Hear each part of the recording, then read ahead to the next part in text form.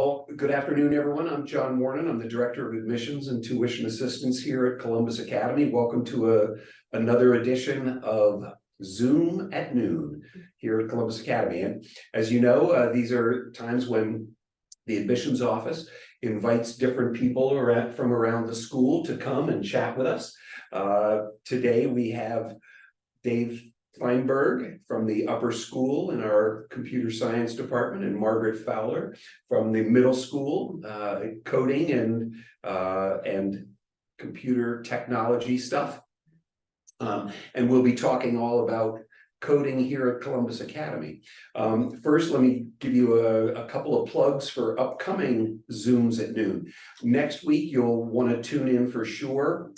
We have a session that is focused on student leadership here at Columbus Academy. And so we will have 7 or 8 seniors, maybe a junior tossed in there, but here at Columbus Academy, and they'll be talking about their different activities, whether it be sports or student council, the newspaper, community service. I think you'll find that one definitely fascinating. And then we take a week off for Thanksgiving, and then at the end of November, we're back talking to Jason Singleton and who else? Jason Singleton will be here, our athletic director, and Jackie DeMarco, our assistant athletic director, and they'll be discussing athletics here at Columbus Academy. And then to start off December, we've got our college counseling team. So lots of good stuff coming up. In addition, just a couple quick mentions of some activities. These are all fine activities that you can enjoy from the comfort of your own home. We would love to get you here on campus. And so we have Viking visits coming up. Wednesday, November 15th, we have a lower school Viking visit. And on Wednesday, November 29th, we have a middle and upper school Viking visit. These are group tours, a chance to chat just a little bit with some faculty and administrators here at the school and find out more. So we would love to see you at those. Finally, this coming Saturday, November 11th, we have Creative Chaos, which is an event for upper school students in our ceramics room. Our upper school ceramics club is excited to welcome interested students, and you'll hop on the potter's wheel and do some exciting pottery. And then for all grades 6 and above, we have Muffins in Makerspace on December 2nd. So chance to get in our makerspace with Todd Martin and his crew and make some fun stuff for perhaps for the holidays. So with all that, now we're here. We'd like to talk about coding at Columbus Academy, and it's a very extensive program. Actually starts in the lower school a little bit. Margaret actually is in the middle school. But Margaret, can you talk a little bit about what goes on in the lower school on the way to middle school? Yeah, sure. Hi. So the lower school students, they get time in the makerspace. We have a makerspace in the lower school and another one in the middle school.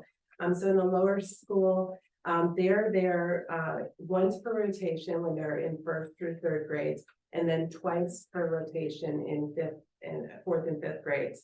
So they get to design and build and test a lot of physical projects while they're in there. Along the way, they get exposure to lots of technology that increases their technical literacy. There's a bunch of them listed on that slide there. They also get to experiment with some online building with something we call block coding. And so block coding allows an early introduction of, in the middle school, what I call talking to a computer, gets them to talk to a computer without having to know the syntax of any specific programming language, with drag and drop tools, so that they can make the computer follow their instructions. Great. And then from there, from lower school, they head obviously up to middle school, and that's where you take them. Can you talk a little bit about what goes on in the middle school, the curriculum, the goals that you have for for those middle school students? Yeah, absolutely. So middle school gets to continue with time in the middle school makerspace to experiment, design, plan, and build and test with Mr. Martin.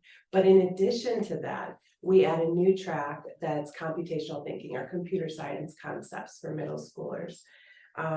So I teach the computer science track, and that course is offered or actually delivered to 6th, 7th, and 8th graders. The 6th graders get it as a sampler once per 1 quarter out of the year. And the 7th and 8th graders get once per rotation for the entire year. And this information that's here on this slide talks about computational thinking. Anika, if we can look at that slide one more second. Sorry, I jumped around. So computational thinking is teaching the kids to think like a computer, and there's 2 major benefits to that. One is having that computational ability to solve big problems. So not necessarily computer problems, but just how to address something when I don't have the answers in my head, breaking it down, looking for patterns, focusing on the key elements, and kind of creating instructions so that I can plan or outline. But the other great thing about computational thinking is that it helps them prepare to talk to computers by understanding how computers think. And yeah, it's really cool. And we're doing it, this is new curriculum this year. So it's really exciting that the kids get this repeated practice in computational thinking, and they're starting to apply it outside of the classroom, which is fun to see.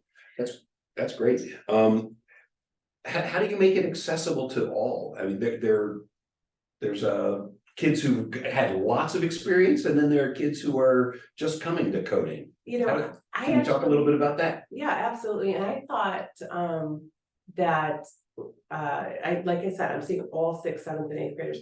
I thought that they would have a lot more experience coming in. They talk that like they do. Is that right? Yeah, they're like, oh yeah, Python, JavaScript. And you're like, wow, so you know. And when it gets down to it, coding camps and the exposures that they have are awesome. It breaks down barriers. It removes their fear. But I'm finding in practice that we need a little more time to understand the fundamentals of computer science before we really grasp the language. And so, so while they've gotten some key concepts, they're all happy to tie it all together with those underlying concepts. Some of the goals that we have, I didn't cover on this slide.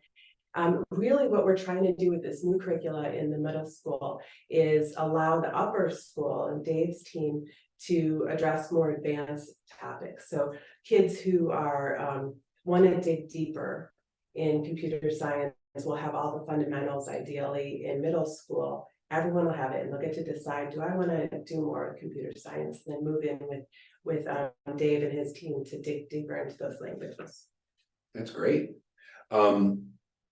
What are there extracurricular opportunities for coding in the middle school? Yeah, absolutely. They I think it's slide 6.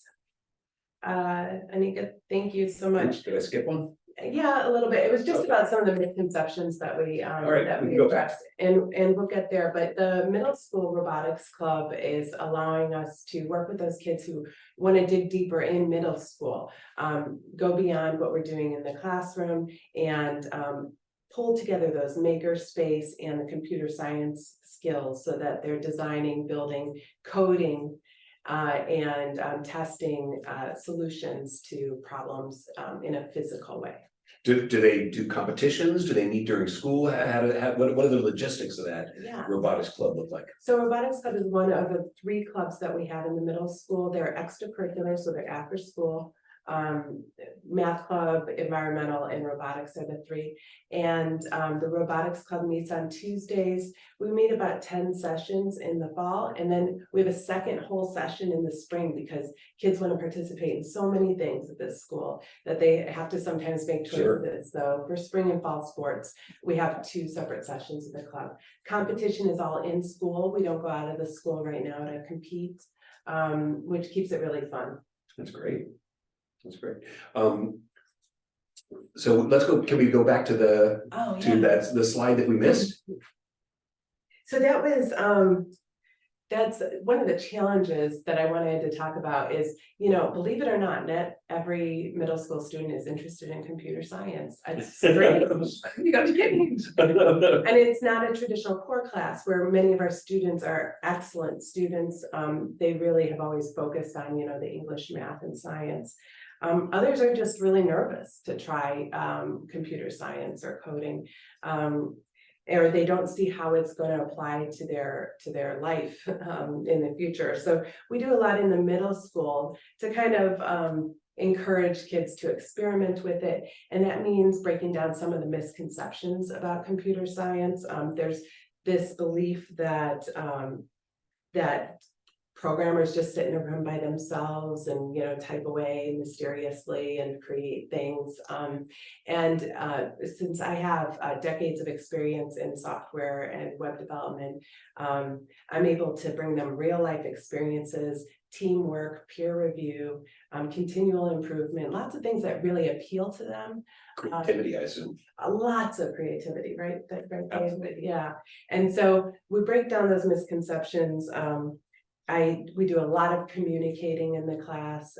We talk about real life application, whether they're going to become programmers or just decision makers in their organization or researchers, or if they're going to be solving the big problems, we want them to understand how to think like a computer. That's great. Yeah. All right. Well, Dave, what fascinates me about this discussion, and as I hear Margaret talking about younger students in programming, Dave, you have what, for 10 years now, 12 years? This is year 12. This is year 12 years. You've been teaching AP computer science and the kids here are just gaga over computers, if I'm allowed to say, and computer programming. But what fascinates me is that you also have a bit of history with some early coding languages. I'm thinking specifically of Scratch. Oh, yeah. Can you talk just a little bit about that before you get started? Yeah. When I take tours, routinely, I will take families by Dave Feinberg's classroom when it has Dave Feinberg up on the little room marker. And I will ask the family if their children have ever used a program called Scratch. And it's probably 2/3 of the children go, "Oh, sure, I use Scratch. It was kind of a baby coding language." And I get to point out that our own Dave Feinberg is one of the co-authors of Scratch. Yeah, when I was doing my master's thesis, I got to work on Scratch a long time ago, but I worked on it for a year and a half. There are people who worked on it for like a decade. But yes, I got to put my stamp in small ways on it. I'm still claiming you. Anyway, I'm always proud to share that with my families. But Dave, so I got off topic a little bit. Can you talk a little bit about the upper school computer programming and how all it flows? Sure. So in lower middle school, everything you do with coding is because every kid is doing that. Yeah. When you get to be a 9th grader, all coding becomes an elective. So you can, if you got your fill of coding in middle school and you never want to see it again, it is currently possible to never see it again in the context of the upper school. But if you want to do a ton of it, we have a lot of good options. So there's an introductory course that we, for lack of a better name, when we needed a course that came before the course numbered 1, we called it 0. So our computer science. Our introductory computer science course, we call it CS0, Computer Science 0. And it's a class that meets all year, but half as often as other academic courses. And it's a little bit of a moving target, because depending on what Margaret gets to do with the middle schoolers, we may shift what we do with the upper schoolers. Currently, it's 1/4 of the year roughly is learning about using HTML to develop websites, and the other 3/4 of the year are writing programming code in JavaScript, often graphical or interactive projects. but I could see a day where we shift a little bit more toward programming and less toward web design. Anyway, so that's the introductory course. And actually, if we could go to the next, oh yeah, that one. Okay. No, sorry, this one, perfect. I did the math on this recently. There are 174 students who are taking a computer science course right now, which represents 43% of the upper school, which means the average student in the upper school takes about a year and a half of computer science. Right, I mean, that's one year out of 4 for the students in the high school. That's great. Yeah. So that intro course is taken by 40 some odd students, which is About half. and it's almost all freshmen, so it's pretty close to about half the freshmen are taking this class. And then the students who want to study more about computer science continue on to something we call Advanced Computer Science 1 or ACS 1. And that's our course that's based on the Advanced Placement AP curriculum. And that is actually, there's more students in that currently. A lot of those are students who either came from course sophomores who took the intro course as freshmen, or who started in that course as a freshman because they're accelerated in math or have done enough programming in some other context. Or, juniors or seniors who now have time to take it. Right, and so CS0 is not really a prerequisite. No. It is available, but not required. That's right. It's sort of it's a weird sequence, but it works for us. So that AP course then, Advanced Computer Science 1, is a mixture of students who've done programming formally in the CS0 class and students who haven't. It's based on the Advanced Placement curriculum, specifically AP Computer Science A curriculum, which means students are learning to program in Java.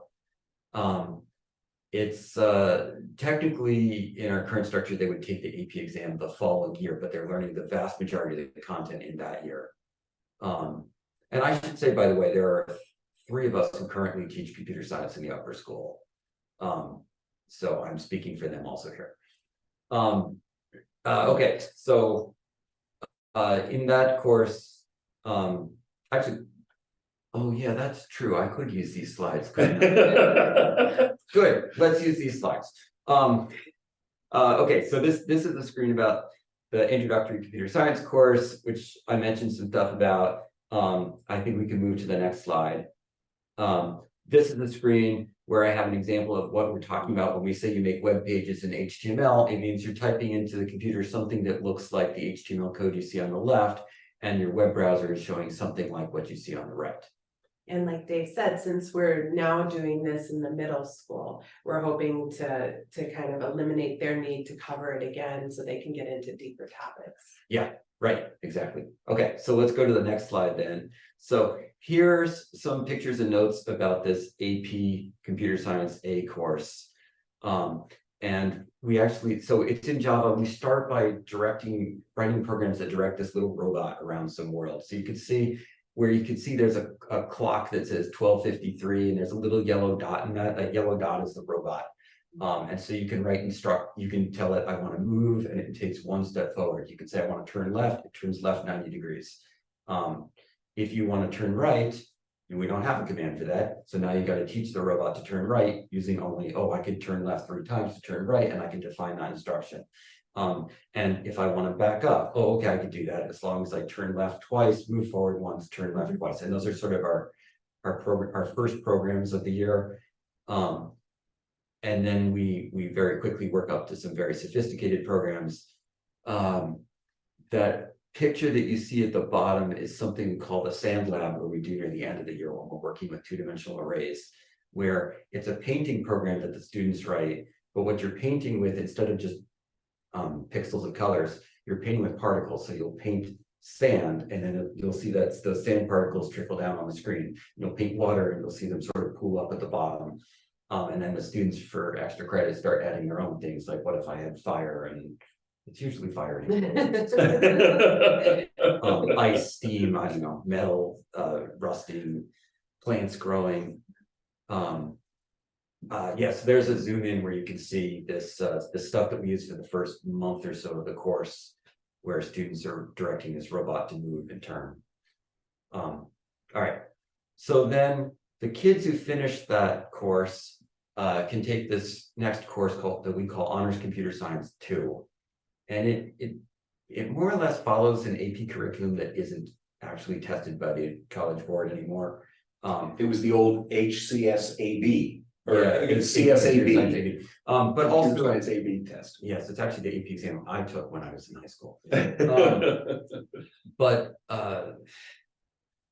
also it's pretty close to, so if you're in most college computer science curricula, the course that they call CS1 is pretty close to the AP course that we call Advanced Computer Science 1, and the course they call Computer Science 2 is pretty close to what we do in Honors Computer Science 2. So in that course, all the students are coming in knowing Java, so we stick with Java so we can go a lot deeper. When I was a high school student, my high school had us do a year of basic and then a year of programming, or a semester of Fortran, a year and a half of Pascal, and then a year of C. And at the end, I could write the same dumb programs in 4 languages. So my goal, therefore, is now that we know Java, let's go deeper. Let's do more interesting things with it. So I've got a bunch of screenshots of the kind of things we do in that class. Like there's a picture where you can see students a couple weeks ago wrote programs to solve mazes using a variety of different algorithms. There's a picture where you can see they write programs to solve Sudoku puzzles. There's one where we're picture where we're using recursion to generate fractals and so on. The focus of this Honors Computer Science 2 is more on running times and efficiency and writing code that runs fast, whereas the previous year ACS1 is more about writing code that works and is readable and maintainable but doesn't have to be efficient. Iterations are fine in that. Right. So I think I have an example of this on the next slide of what I mean by efficiency in data structures. If you were presented with this list of words, a list of animals, and asked, is kangaroo one of those animals? You would stare at it for a long time because those animals aren't in any particular order. And you would probably say, I don't see kangaroo, but I don't feel confident. Whereas, next slide, if that data had been presented in sorted order, you would very quickly find, okay, kangaroo would belong over here between this and that, and it's not, so therefore it's not there. And in this course, we would understand that if the data is not in sorted order, it's going to take you linear time to use sequential search to loop through it. If it's in sorted order, now you can use binary search that runs in logarithmic time. What does that mean? And okay, but how long does it take to sort the data in the first place? And we have algorithms to do that. We study a number of data structures. This slide shows a picture of a data structure, but I don't want to talk about it. And then the really fun thing is this Honors Computer Science 3 course. If I can interrupt you, Dave, I'm sorry, but I need to point out to everyone, this is potentially the 4th year of computer science in high school. There are very few high schools that I'm aware of that offer the depth of program that we do. And so I just want to, the admissions director can't let that go unpointed out. Yeah, in fact, I'm gonna argue that I don't know of any school that does the kind of things we do in Honors Computer Science 3 in high school. I think there are a number of them that do some data structures. It's rare, but it exists, but I don't know anyone who does this stuff. So Honors Computer Science 3, the focus is on bigger questions of computer science. At this point, they know what programming is, but computer science is so much more than programming. In a way, circling back to probably the computational thinking content in a way. So we argue, what is a computer? What counts as a computer? How does it work? We learn what goes on in the computer processor. How do programming languages work? We actually write our own computer programming languages where every student makes their own language and brings it to life. We discuss artificial intelligence. We learn how the internet works. You know, what's really going on when I'm sending a message from my computer to another computer. The pictures you see on the screen are really just to jog my memory, but there's one where you can see a digital circuit that does some very simple addition. But students use drag and drop software to make digital circuits that are multiplying binary numbers and things like that. The picture at the bottom is the lab that my students are doing right now in the course, which is where they're actually seeing how a computer processor actually runs simple programs and watching all of the different bits of that program move around and which wires they're on and so on. Fascinating. Oh yeah, so there's a zoom in to a circuit that performs addition. To give you this is like a few days into the course, I think we do that one. Let's see, what's in the next slide? So there are some great what have become traditions here at Columbus Academy, where the students are sharing with others. So that is an intro. Right, so much of what you can do with a computer is create projects that you want to be able to share out. And if all you get to do is see your own code or the programs that the people around you in your own section make, you miss out. So at the end of every school year, we have something we call a computer science fair, where, oh God, we have usually over 100 projects being presented simultaneously in our dining hall, set up with kids stationed and showing off their projects, and they get really quite into this. And some of the simpler ones are kind of shoot 'em up games, kind of the old arcade games. Yeah, But move character around a maze or Yeah. or move the snake to get some apples or but whatever. there are some unbelievable ones where they're interacting with other computers and Yeah. multiplayer games. Can you describe a couple of those? Sure. So in that final computer science course, there are students at the end of the year, we make network programming projects. And What does that mean? so this means that they're making a project where 2 or more computers are talking to each other, and for example, there's a card game called Set, and I had 2 girls who made a project where they were the same cards would appear on both people's screens, and then they were racing to click and identify, oh, I found a set, these 3 cards make a set, and then both people's screens would be updated with what just happened. I had 2 kids work together on a project where 4 kids could race against each other. So on 4 different computers, you're controlling one of 4 cars racing around the track, and you can see all the other cars you're racing against. Fabulous. And it's a big tradition. In the middle schoolers come down to the lunchroom. Grades 6, 7, and 8 will be there. The high schoolers all know to come by, and it's a big tradition now. Yeah, the students are very excited to outdo each other in what they did last year. All right, so this slide is to remind me that there are things that I don't have firsthand expertise on that we do at the upper school with computing. So one of which is we have something we call Code Club, which is a student-run activity. But actually, this past weekend they ran a hackathon where some 20+ kids, I think, participated. Is that right? Doing projects while the rest of us were at a teachers' conference. And then we also have a robotics club, and we have a faculty member who is just it's hard to imagine more knowledgeable, expert, enthusiastic person to lead that. He is unbelievable.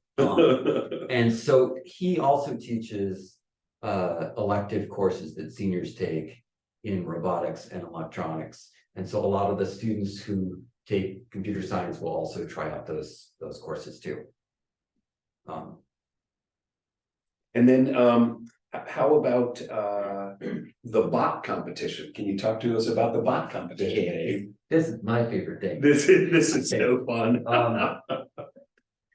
So every year, all of the Honors Computer Science 2 and Honors Computer Science 3 students, which is somewhere between 40 and 80 students a year, they will vote on some board game or card game for everyone to code a bot for. So this past year, something like 50 students programmed a bot to play the game of Mahjong.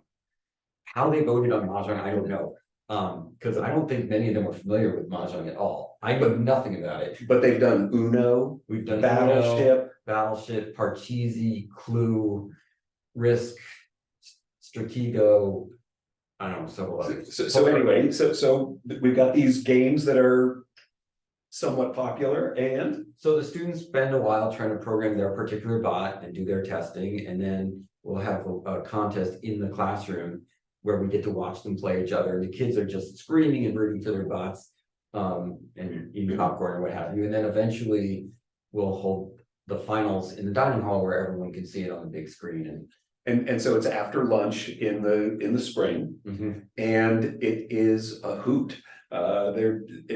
Kids go crazy for the stuff. yeah, definitely. Yeah, and that community thing, you know, we were able to bring our middle school robotics club to watch it last year. And then at the end, the winner took a picture with their middle schoolers Yeah. and everything. That It was was so, a good Grant Johnson. they Yeah. start to, you know, see themselves in that future role, which is really cool. Can I add one more thing? Oh, please. I think this is. I just want to speak from a different perspective. We've talked about how do we make this language, you know, approachable for parents and everyone to understand. But I've been training adults for a long time, technical training. I own a technical training company that trains programmers. And so I have exposure to thousands of programmers over the last 20 years. And many of them who are working in very big programming jobs in government and higher ed and multinational corporations don't have the background that Dave teaches in our computer science class. Many of them have computer science degrees from respected institutions, but they're not able to do some of the things that these kids are doing in their junior or senior year. So it's a super impressive program from that perspective too. Thanks. Anika, we're actually already at 12:30. Have there been any questions? Do we have time for one question maybe? Is there anything out there, Anika? Yeah, if you guys have time for one question, like how is computer science integrated throughout the other subjects? That's a great question. Yeah. Are there ways that CS is infiltrating the others, or are they joining in? In middle school, yeah, definitely. Because we're doing algorithmic thinking, that has a lot of tie-in with mathematics. So we have opportunities to do projects that span across those classes. We were just talking, I was just talking recently with our health teacher in the middle school, where she's does a unit on problem solving and planning. And so we're going to bring computational thinking across that border and kind of deal with health related questions in our CT class, and in health she'll be applying those techniques of computational thinking. Fabulous. Yeah. Fabulous. And in high school, we've got the coding club and the robotics and. Yeah. I mean, it's easier in the middle school because everyone takes the same courses more or less at the same time. It's always a challenge to do interdisciplinary stuff in the high school. Yeah. But there are definitely a lot of times when you'll see upper school computer science students taking that knowledge to their other classes. Like they'll have a final project in calculus and they'll make a program to do that. Cool. Very cool. Okay. Well, we have reached the end of our Zoom at noon. Margaret, thank you very much for joining us. Dave, thank you for being here and sharing the love of computer science with our applying families. Folks, again, next week is student leadership. The following week is, or the following week we're off for Thanksgiving, but then 2 weeks we're back with athletics. Don't forget to come out for a Viking visit. Lower school is on the 15th, middle and upper school Viking visit, a chance to take a group tour around the school, is on the 29th. So thank you all very much. We'll see you next time.